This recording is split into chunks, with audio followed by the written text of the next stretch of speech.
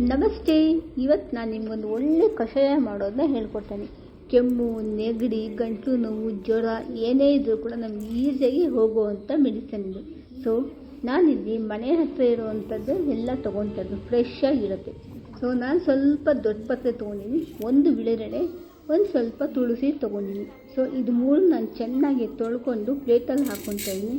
ಇದಕ್ಕೊಂದು ಸ್ವಲ್ಪ ಧನಿಯಾ ಹಾಕ್ಕೊತಾ ಇದ್ದೀನಿ, ಇದಕ್ಕೊಂದು ಸ್ವಲ್ಪ ಜೀರಿಗೆ ಹಾಕ್ಕೊಳ್ಳೋಣ.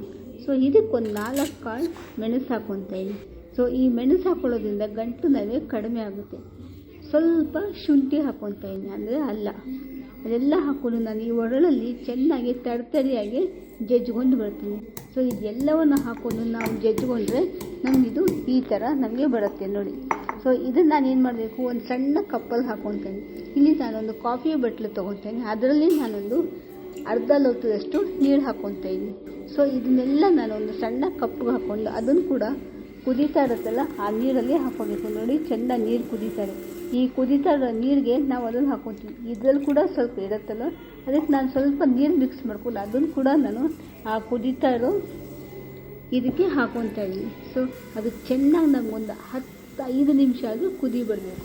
ಸೊ ಅದಕ್ಕೆ ಸ್ವಲ್ಪ ಅರಿಶಿನ ಹಾಕ್ಕೊಂಡ್ರೆ ಇನ್ನೂ ಒಳ್ಳೆಯದು. ಸೊ ಇದೆಲ್ಲ ಕುದ್ದಾದ್ಮೇಲೆ ನಾವು ಒಂದು ಸ್ವಲ್ಪ ಹಾಲು ತೊಗೊಳ್ಳೋಣ. ನಾನಿಲ್ಲೊಂದು 5 ಸ್ಪೂನಷ್ಟು ಹಾಲು ತೊಗೊಳ್ತೇನೆ. ನೋಡಿ ಈ ಕಪ್ಪಲ್ಲಿ ನಾನೊಂದು 5 ಸ್ಪೂನ್ ಹಾಲು ತೊಗೊಂಡಿದ್ದೀನಿ. ಸೊ ಅದು ಕೂಡ ಅಷ್ಟೇ ಸೇಮ್ ಅದೇ ಥರ ಚೆನ್ನಾಗಿ ಕುದಿಯುತ್ತೆ. ಅದಕ್ಕೊಂದು ಸ್ವಲ್ಪ ಬೆಲ್ಲ ಹಾಕ್ಕೊಳ್ಳೋಣ. ಯಾಕಂತಂದ್ರೆ ಎಲ್ಲ ಘಾಟಾಗಿರ್ತಾರೆ ಕಣ, ಸ್ವಲ್ಪ ಬೆಲ್ಲ ಹಾಕ್ಕೊಂಡ್ರೆ ಗಂಟ್ಲಿಗೆ ಹಿತವಾಗಿರುತ್ತೆ. ಇದು ಮಕ್ಕಳು ಕೂಡ ಈಸಿಯಾಗಿ ಕುಡಿಬೋದು. ದೊಡ್ಡವರು ಮಕ್ಕಳು ಎಲ್ಲರೂ ಕುಡಿಯೋದಕ್ಕೆ ತುಂಬಾ ಚೆನ್ನಾಗಿರುತ್ತೆ, ಒಳ್ಳೆ ರುಚಿ ಕೂಡ ಇರುತ್ತೆ. ಆರೋಗ್ಯಕ್ಕೆ ಕೂಡ ಇದು ತುಂಬ ಒಳ್ಳೆಯದು. ಬೆಳಗ್ಗೆ ಹೊತ್ತು ಕುಡಿದು ಇನ್ನೂ ಒಳ್ಳೆಯದು, ರಾತ್ರಿ ಮಲಗೋ ಮುಂಚೆ ಕುಡಿದು ಕೂಡ ಇನ್ನೂ ತುಂಬ ಒಳ್ಳೆಯದು. ಇವಾಗ ನಾನು ಇನ್ನೇನು ಮಾಡ್ತೀನಿ, ಒಂದು ಫಿಲ್ಟರ್ ಮಾಡ್ಕೋಬೇಕಾದ್ರೆ ಸೊ ಅದೇ ಗ್ಲಾಸಲ್ಲಿ ನಾನು ತೊಗೊಂಡು ಇದನ್ನ ನೀಟಾಗಿ ಫಿಲ್ಟರ್ ಮಾಡ್ಕೊತೀನಿ. ನೋಡಿ ಎಷ್ಟು ಬಿಸಿ ಬಿಸಿಯಾಗಿದೆ ಅಂತ ಇದನ್ನು ಕುಡಿತಾ ಇದ್ದರೆ ಸ್ವರ್ಗದಲ್ಲಿ ಇದ್ದಾಗಿರುತ್ತೆ.